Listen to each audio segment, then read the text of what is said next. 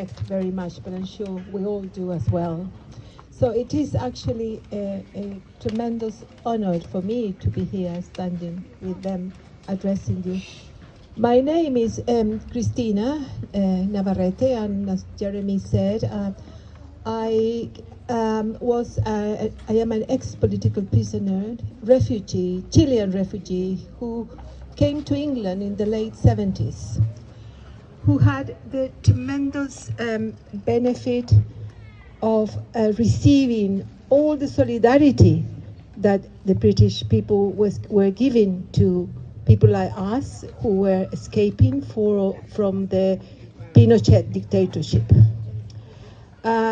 We came in a time where obviously the word solidarity was such a strong word, an important word, where people were giving us all the support that we could have to try to establish our lives here in the UK, which is a little bit different to the environment that there is today with refugees.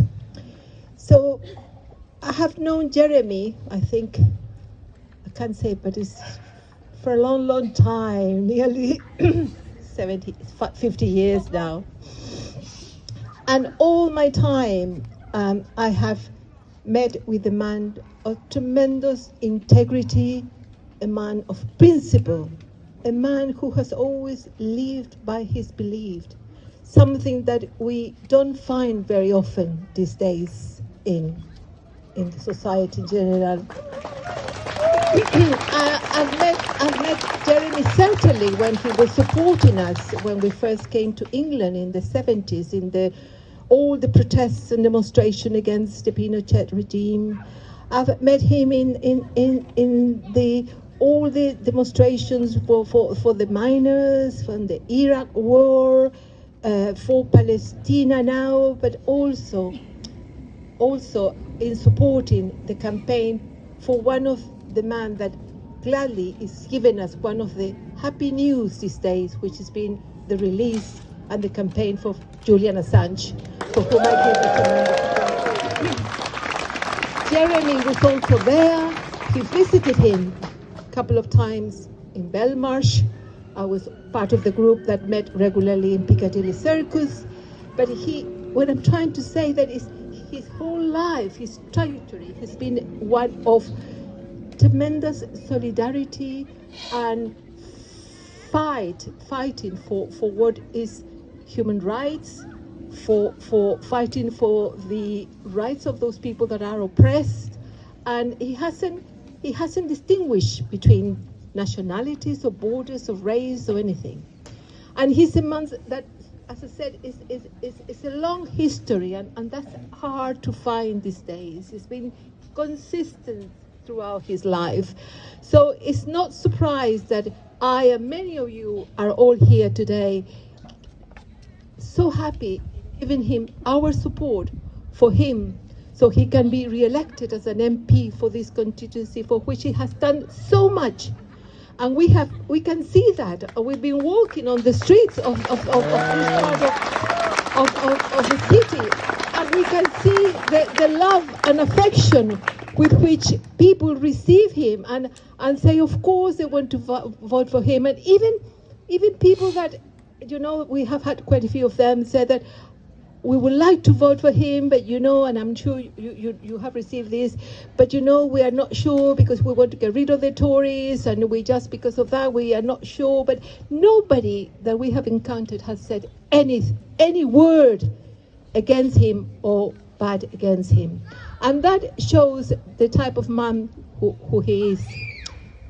A man who has inspired us so much, and he keeps inspiring us. So it's no surprise that we had so many people coming here to support him, and it's not surprise that we will keep fighting for you, Jeremy. We will keep supporting you because people like you are not very many in this world. So with that, I just want to say that we should never give up. We should continue fighting as long as we can and we have the strength for what is right for peace, for justice, and for solidarity. Thank you very much.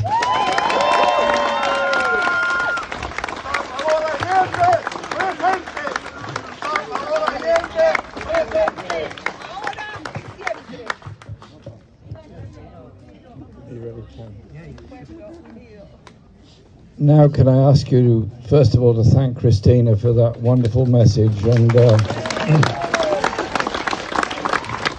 she grossly understates the contribution of her and her family towards the liberation of the people of Chile from the fascist dictatorship. And it's an honour to know you and your family, Cristina. Thank you. Now, please welcome Palme d'Or winner, comrade, friend, inspiration, Ken Loach.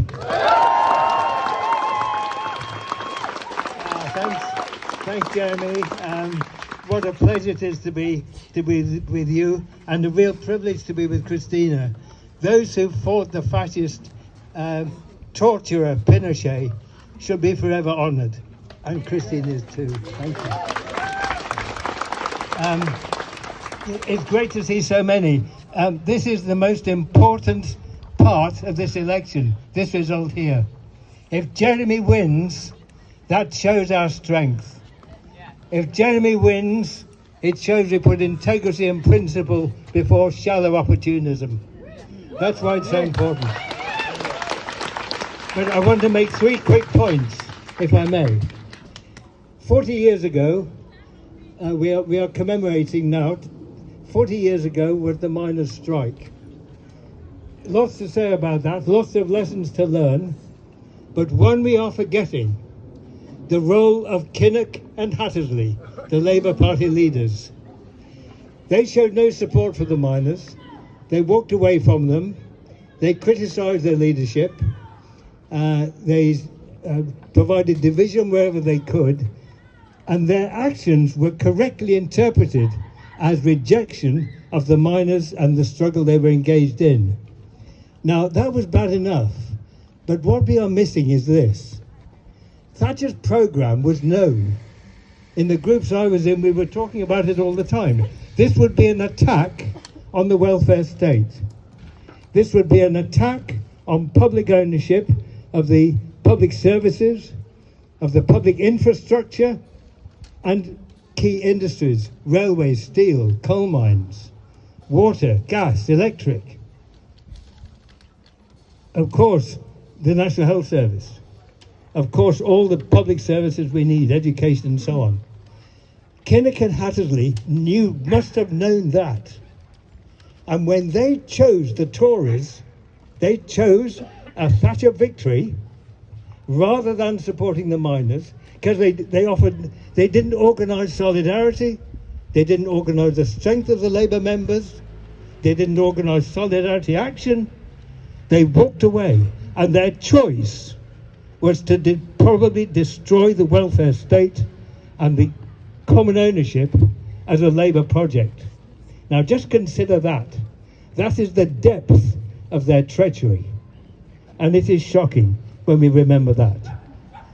And that's the tradition that led to Blair and his increase in privatisation, his illegal Iraq war and the hundreds of thousands of deaths that he caused, to Brown and the private finance initiatives that left our public services in massive debt. And now it's led to Starmer. And Starmer is in that tradition. Increased privatisation, destruction of whatever is left of a decent support for citizens, the arrival of food banks, the increase in poverty. And isn't it remarkable that in these so-called debates between Sunak and Starmer, you can't put a cigarette paper between them? Yeah. Isn't it remarkable? When they talk about who's going to lower the taxes most, what do they never mention? The desperate poverty, the rise in food banks, hunger used as a weapon. Starmer never mentions that. He has no part, nothing to say. about the desperate poverty that so many face, and so many more face insecurity. So what we desperately need are integrity and principles. Well, in the match between integrity, between Jeremy and Starmer, there's no contest.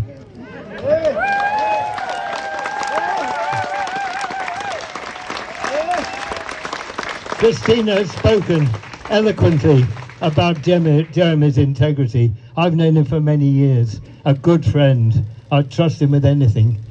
He's a wonderful friend, a wonderful comrade, and I'm proud to stand alongside him. I trust him, absolutely, as do we all.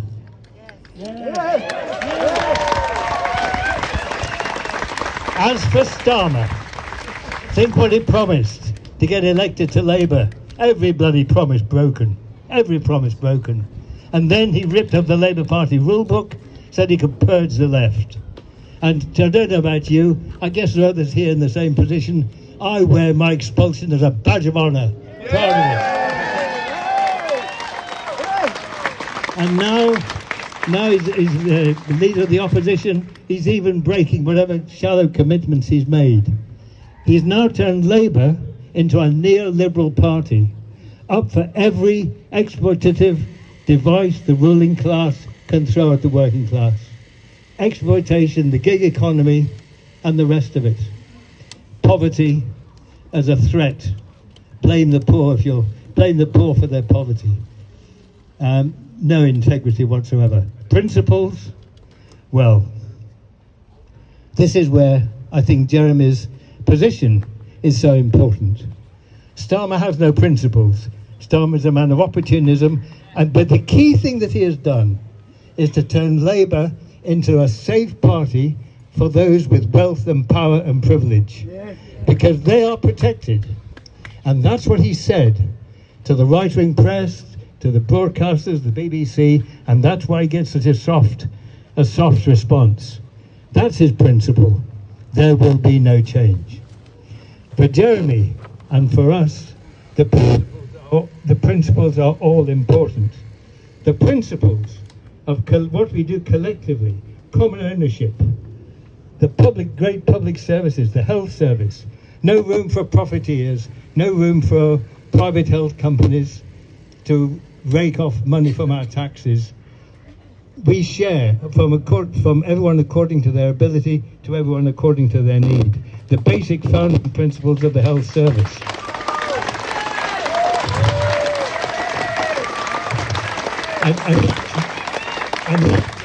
And care service. Education, not a commodity. Sorry, I'm breaking up too much. Education, not a commodity. All of us to have all kids to have.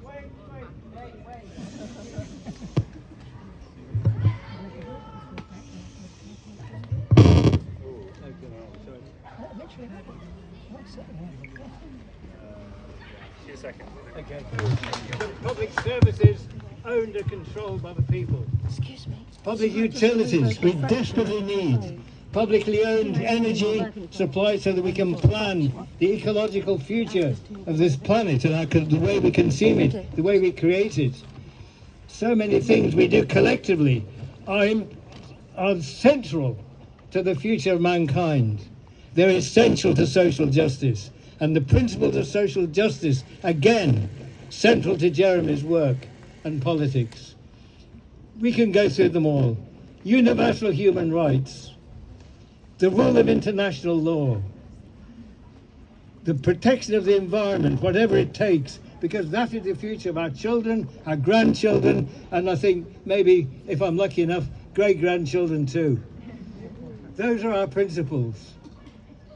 And when it comes to Starmer's integrity, I have to quote my old friend Ricky Tomlinson, who in this circumstance would say, Starmer's integrity, my arse.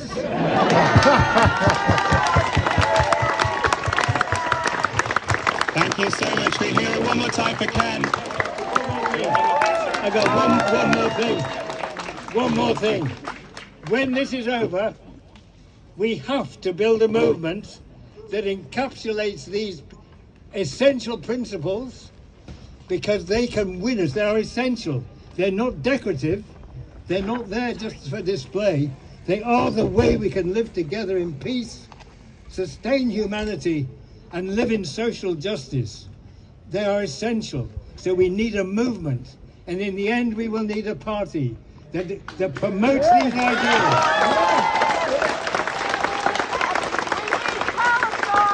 We cannot, yes, we cannot.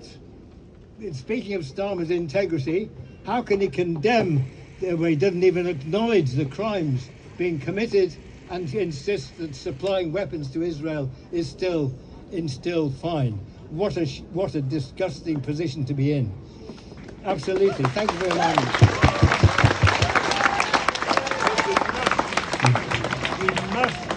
We must sustain these principles, bring them back to the centre of politics, and have a vehicle that will do that.